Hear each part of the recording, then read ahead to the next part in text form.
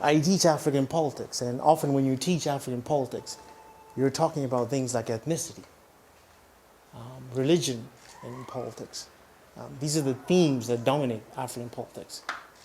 Often ideas do not dominate African politics as they do in the West. But Zimbabwe is unique in that way. Zimbabwean politics isn't predominantly about ideas. It isn't predominantly about religion. Zimbabwean politics is about ideas. And we can take the period from 2000 to the present, the third Chimurenga, 2000, 2004, the period afterwards. The themes that have dominated our political discourse are land, ideas, histories about land, sovereignty. Our president harps on about sovereignty all the time. Race, patriotism, sellouts, ideas about being sellouts and patriots. These are the themes that dominate our politics. These are themes, these are issues about ideas. So in that sense, Zimbabwe is unique in African politics, and as the subject of this TEDx event, the power of ideas. This is what we have fought about. This is what our politics has been contested, the terrain has been contested on since 2000, and for a long time before that. Having set out that background, I want to leave you with 4 things that I hope you'll be able to capture. I don't think within 18 minutes I can quite go over all these themes in some detail. But I hope you'll capture 4 things. The first thing is, as you notice from the title, I said men. Zimbabwe is men of ideas. I put that down on purpose because these intellectuals who dominate discourse in the public media and within politics are men. You will find very few, if any, women. So the ideas that have shaped our politics and continue to shape our politics currently have been formulated by males. We can discuss later about how problematic that is. Yeah. Or not.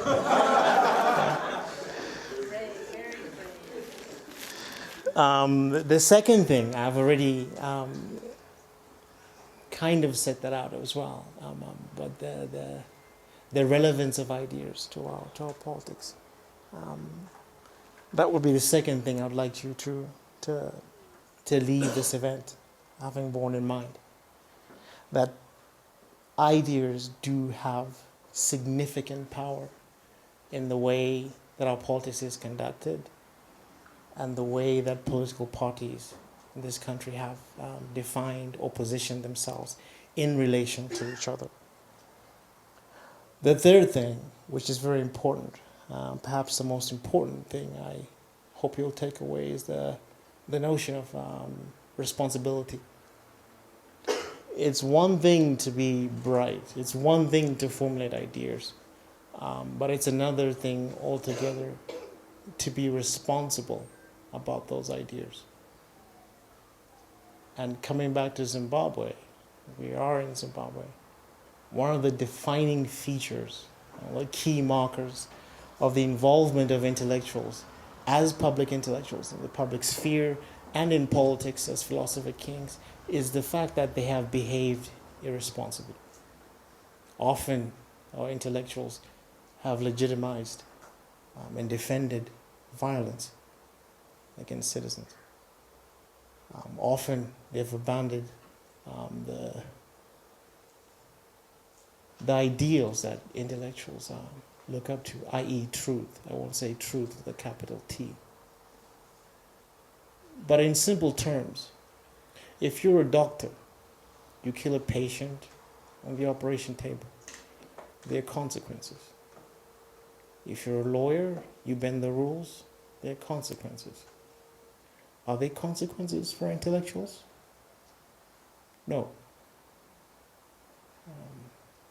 Jonathan Moyo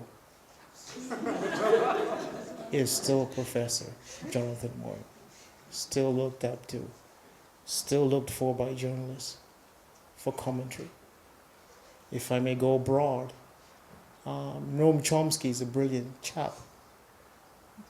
Noam Chomsky from MIT in the US, but he's a professor of linguistics. Often you find him commentating about American foreign policy. Sometimes he's right. Sometimes, maybe I should say many times, he's wrong.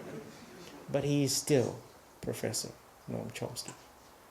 Michael Ignatieff, prominent professor at Harvard, defended the Iraq War for all the wrong reasons. Was wrong about that, but is still Michael Ignatieff, professor. So this is the thing. Everybody else is held up to a code of ethics, a standard. You break them, there are consequences. But there are no consequences for intellectuals. The consequences of intellectuals' irresponsibility is society, you and me. Defense of violence, I gave the example of that before. The last thing I want to leave us then with, which leads the fourth thing, related to responsibility, is values. And I think that's one thing that's very troubling about Zimbabwe today. We've talked about do we need different leaders? Do we need different leaders in politically? Do we need different leaders in civil society? What ideas do we need to take Zimbabwe out of the crisis that has been engulfed in for the last 10 years? But one thing we haven't quite paid attention to is formulating ideas about the value system this country requires to take it forward. Someone in Zimbabwe has been accused for a long time for overstaying in office. But while that is a critique that is often made by many groups, Love Momaduku, as much as I love him, will amend the NCA constitution so that he can stay on. Right? Arthur Mtambara, I love him too, will also stay on. And then we wonder, but this is the generation that comes afterwards. How come they behave exactly the same way as the generation that came before them? And that boils down to values.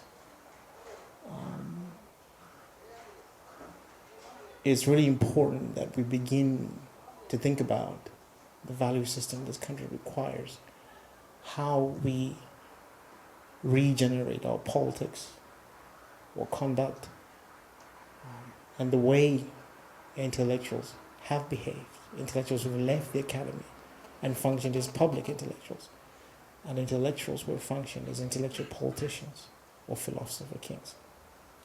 Those are the four things I hope you will take away. Thank you for listening.